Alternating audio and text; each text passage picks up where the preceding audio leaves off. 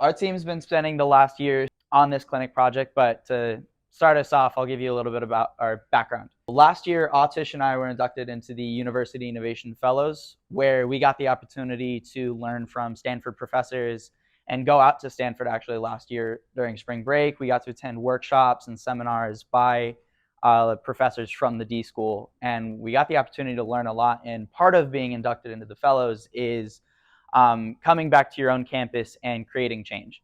So initially what we wanted to do is we knew we wanted to spread what we were taught in design thinking and innovation to more students on campus. So our initial idea was a full Rowan Innovation Weekend where we would do a crash course on design thinking over the course of a day. So this wound up being a 6-hour event on a Saturday where we had all of these students come out and spend their Saturday with us learning about design thinking.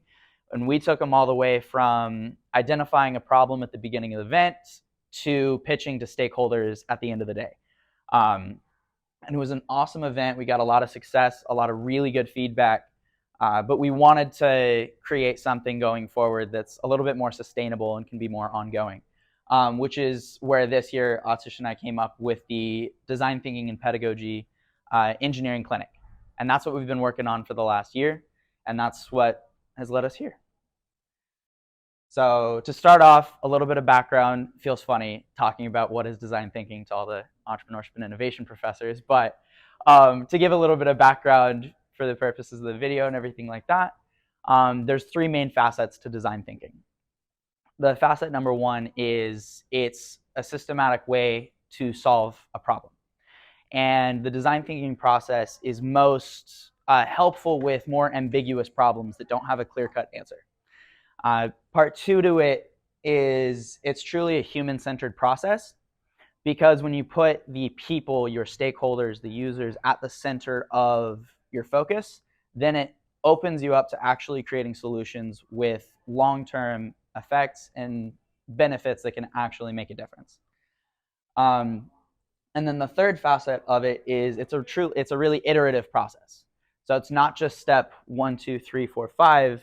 It fluctuates. So you start off with empathy and you move into defining what exactly the problem is. From there, you do ideation and prototyping and testing, but chances are you're not just going to run through it all at once. You're going to bounce through, just as the arrows show through here, multiple times before you actually come out with a final result. So the focus of our clinic this year, we created 3 how might we questions, which are questions specifically to give definition and focus on projects, which is part of the design thinking process. Our first one primarily was how might we teach design thinking to students in an interdisciplinary context? And from that is how we created the website. And we've been doing workshops in different classes across campus. We've done workshops with art classes, engineering classes, as well as some of the business classes here. The second part is how might we help professors to learn and implement design thinking collaboratively?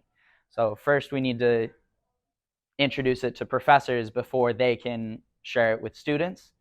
And then the third part is how might we encourage and enable professors to include design thinking in their curriculums. So this is the way that we identified we wanted to go about the problem of educating students on design thinking. So the solution we came up with, our primary solution at least, is the Design Thinking at Rowan website, which I can walk you through a little bit right now. Here's our website, nice little intro. We have an intro video right in the beginning that kind of walks you through the website, but I'll be doing that for today.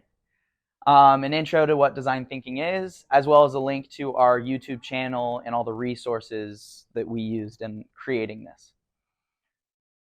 So we also created a tab that goes a little bit into the basics of what design thinking is. And then the really important part is the learning module platform. So we built up module 0 counting, but 7 learning modules focused around teaching design thinking. And all of the workshops that we've been doing are highlighted in these modules. This is a go at your own pace learning modular format.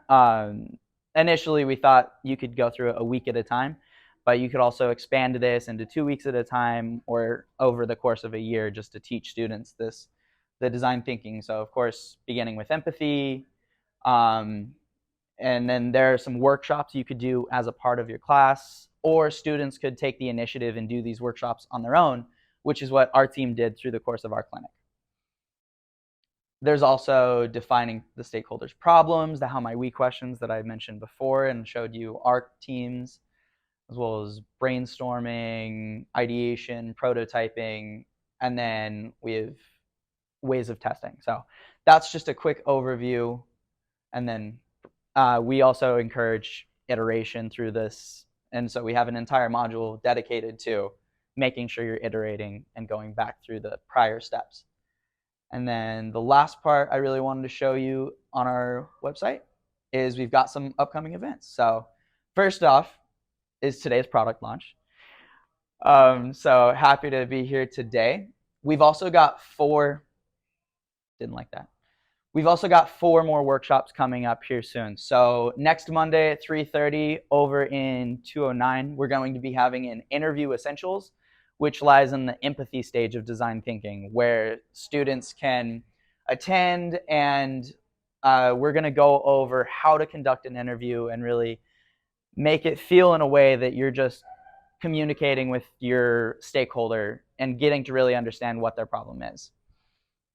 And then we're also going to be doing a stakeholder mapping workshop where you can, which is very helpful in identifying stakeholders, a how might we workshop that provides clarity and direction on teams' projects.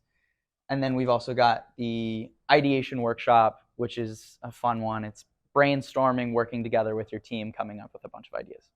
So those are what we've got in the upcoming events. And then the last thing I wanted to show is take you over to our YouTube channel. And for this, I can let Atish introduce a little bit. Yeah, so we wanted to show you guys some of the content that we've been creating on here. It's one thing to link to a bunch of workshops that other people have done and have people walk through those, and it's another to actually do them yourselves, record them, and provide it as a resource for students to go through and learn from, or to actually follow along with and do some of these workshops, which is what we're going to do today with you guys. So I would like it if you guys paired off. We're going to do an activity that requires you to have a partner. I'm going to allow myself to introduce the activity. So there's a few things that I left out in the video, but the point of this activity is to either be a warm-up activity for people to get into the headspace for a different workshop, or it can be used with stakeholders when you're interviewing them, which is an essential part of the design thinking process. Talking to the people that you're going to solve a problem for, and using tools to be able to empathize with it and have a conversation with them. Hey guys, welcome back to DTTV. Today's activity is called a journey map. So in this activity, one person will be the storyteller and the other person will be the artist. So the storyteller talks to the artist about a certain experience that they're having, and then they will be given a certain amount of time in which they're allowed to do that. Then the artist will take notes during their conversation, and then they will also have a certain amount of time to draw out that entire experience. So for example, if I were talking to the artist, I would say, I woke up this morning, I went to take my morning jog, and then I ate breakfast, etc., etc.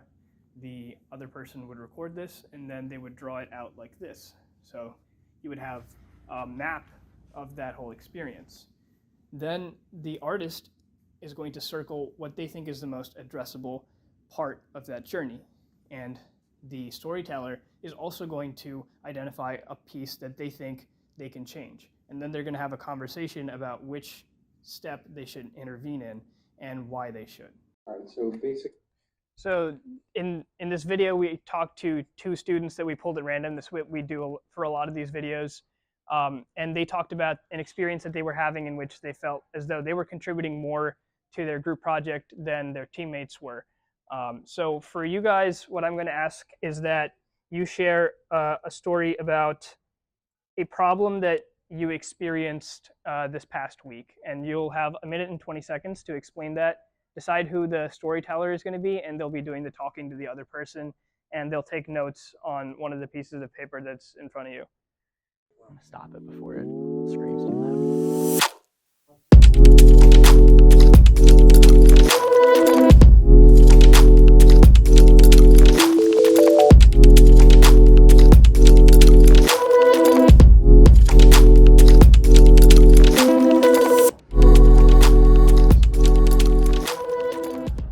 You're going to. So you guys saw the kind of comic book thing that was at the beginning of the video.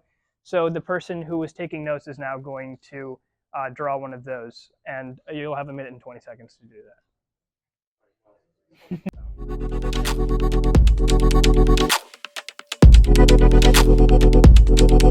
Storyteller who's the problem or something annoying.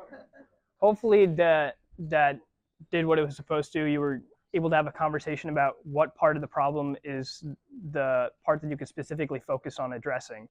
The example in the video, the students, one of them said that the problem happened when they initially formed the group, and that the people that they were in a group with weren't doing a good job, so they wish they had a different group. And the other person said that they would rather address the problem currently and talk to the people who weren't contributing and try to address the problem. So I said that the way that they were addressing the problem was two different approaches. One was like, if they were to do this again, then they would learn that maybe they should pick certain people that they think are going to do more work. But now that this problem has already happened and they were to approach it from a maintenance perspective, they should instead focus on trying to get those people to do their end of the work. So I think that's how it can create an interesting dialogue between the person who's trying to solve the problem and the person who's experiencing it. Mm-hmm. Yeah, the journey mapping workshop was really good at identifying how to identify problems and what exactly you want to focus on within the problem. So it's a really early stage workshop that you can do in your group or anything like that. But that's all we got in terms of formal introduction to who we are, what we're doing, and stuff like that. But I want to open it up to